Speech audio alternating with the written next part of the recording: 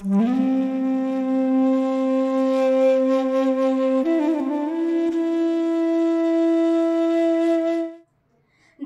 गर्भ संभूतं विद्युत कांति समप्रभं कुमारं शक्ति हस्तांच तं मंगलम प्रणमाम्यहम.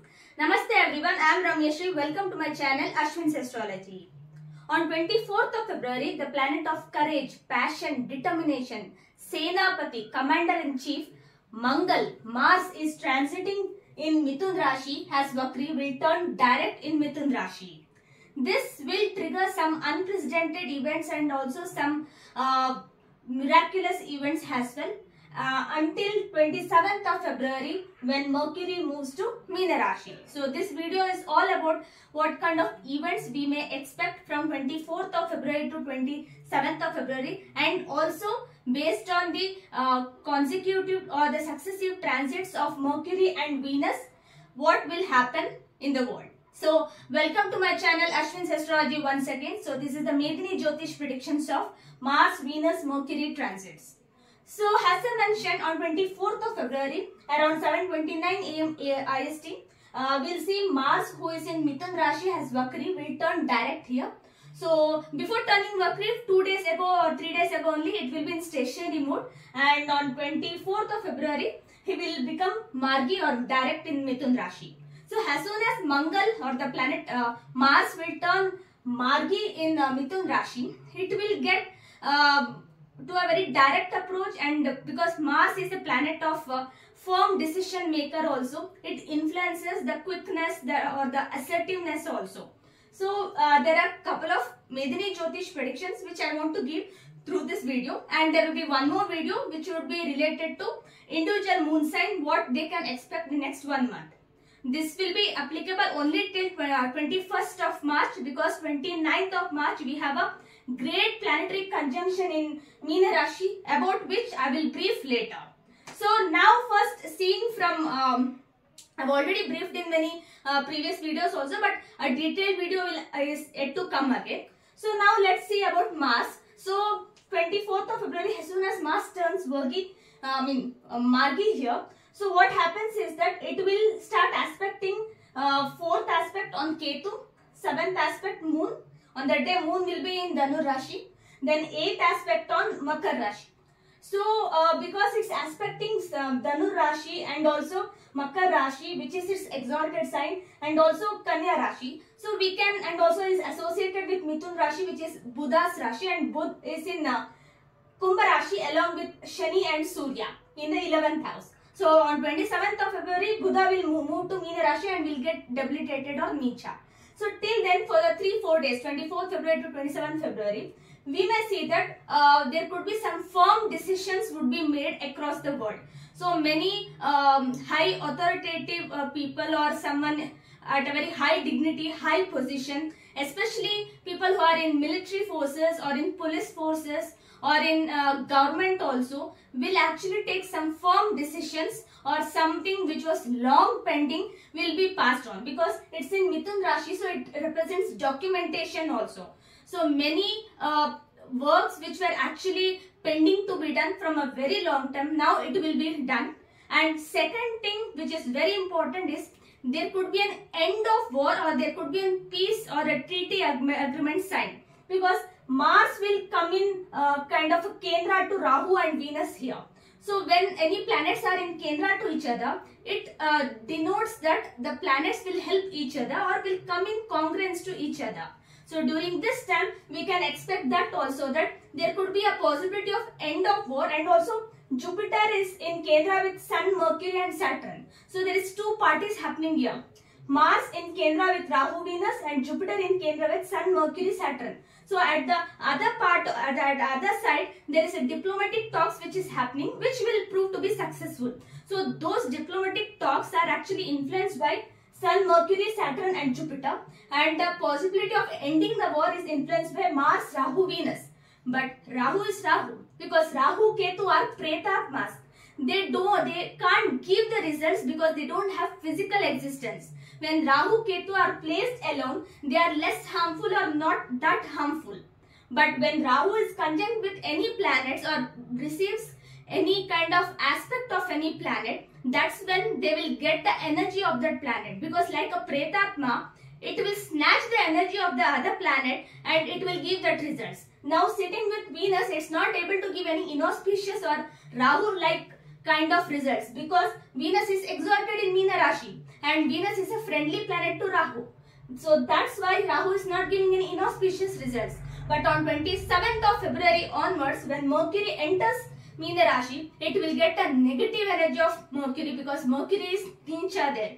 Even though it forms Neechabhanga Rajyoga with Venus, but Venus gets Vakri in Meena Rashi on 2nd of March. So that's when we'll get to see the actual act of Rahu. So now from 24th of February onwards, there could be a peace treaty signed, or there could be some kind of end of war for a temporary time. But again, whatever the inimical forces are there, especially Mleccha countries or someone like Rahu, barbarian forces who doesn't fight a war in front, who are very indigenous race type, they will actually launch the war, or they will attack the countries which had agreed for peace treaty agreement. So this will start the war. So this is what, or there could be a lot of border war or border tensions as well across the countries which are involved in the war from last 2-3 years. We can see that in 2022, when Russia-Ukraine war happened, both Mars and Saturn were in Makar Rashi. So this could happen because Mars and Saturn in Makar Rashi both have a very good strength, because Mars gets exalted in Makar Rashi and Saturn is the lord of Makar Rashi. So both are in a very good strength, and that's why when those two malefic planets, when they sit together, definitely there is a war of possibility of war does happen. And Mars and Saturn, they don't go well along with each other. Saturn too considers Mars as its enemy, and Mars doesn't consider Saturn as its enemy because it gets exalted in Saturn's Rashi. But Mars has some kind of animosity towards Saturn for sure. So that's why any kind of war which was happening in last 3-4 years will actually come to an end for a temporary time during this time, but only for a short period of time. And again, it may get launched by like a deception or in a very new way. So we can even expect some kind of a air crashes or air attack through air also, or through any nuclear explosion also, because Venus Rahu is very close, and once Venus gets Vakri and comes near to Rahu, which is in a watery sign, historically we have seen these kind of events happen only when all planets' energies are snatched by Rahu. Because Rahu, as I mentioned, it's a Pretatma and it cannot do anything unless and until it gets some good amount of energy. And we know that on 29th of March, we have all these planets coming to Meena Rashi. So Rahu will get 5 more planets energy to snatch. So what else Rahu will need? So this is one of the prediction which I wanted to make from Medini Jyotish. And the third one is about the natural calamities and also the possibility of nuclear explosion. I don't say it will happen. There is a possibility because of Venus, Mercury and all these planets coming there. If we see the previous events, whenever it has happened, there has been a kind of a tension or almost kind of happening also, but it didn't happen, for God's sake. So I wish that it doesn't happen now also, but there is a possibility of it to occur, but may happen in a different way, but the tension of it will be for sure would be there during this time. And because of natural calamities which I mentioned, I don't expect earthquakes or tsunami kind, but once Shani Rahu comes here and also because Mangal will be here only, so before Mangal moves to Karka Rashi, till that time Mangal is in Mithun Rashi, that is till 3rd of April, there is a possibility of a tsunami also, because Mangal, Shani will be in Kendra to each other and Rahu, Venus. So this can trigger kind of a tsunami kind of situation or kind of any problems there also, because though this is a Vayu Tattva Rashi, Jala Tattva Rashi has more malefic planets. So that's what Mars will contribute to. So this is what the prediction which I wanted to make. And there's one more which I wanted to mention, that is regarding the political turmoil which Karnataka is facing. I know many of you would have watched it and might be wondering what could be the one. But 24th of February, as soon as Mangal becomes direct here, there will be a firm decision made and there could be a change of leadership. May not be the way we expected or may not be the way we wanted, but also before the 27th of February, it might get again reversed. So it won't stand still till 27th of February. So again the communication may go bad, or again communication may reverse, rebound and happen, because till 27th of February, Mercury will be with Sun and Saturn in Kumbh Rashi. Then it will go to Meena Rashi and gets debilitated. That is Neecha.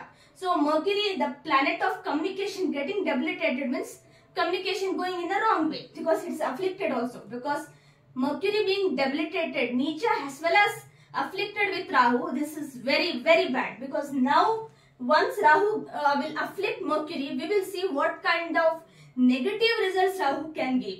So during that time we can expect a great fall in stock markets also, because that's also possible. I know people may say Venus Mercury here can cause Neechbang Rajyog, but on 2nd of March Venus is turning Vakri and it is already captured by Rahu.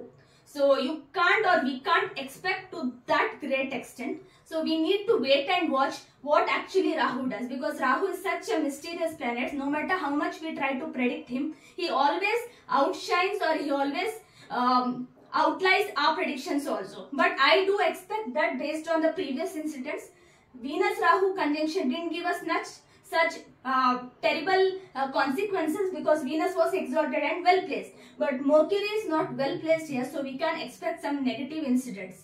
So let's hope none of this happen. But these are the 4 predictions which I wanted to give. I hope you liked my video.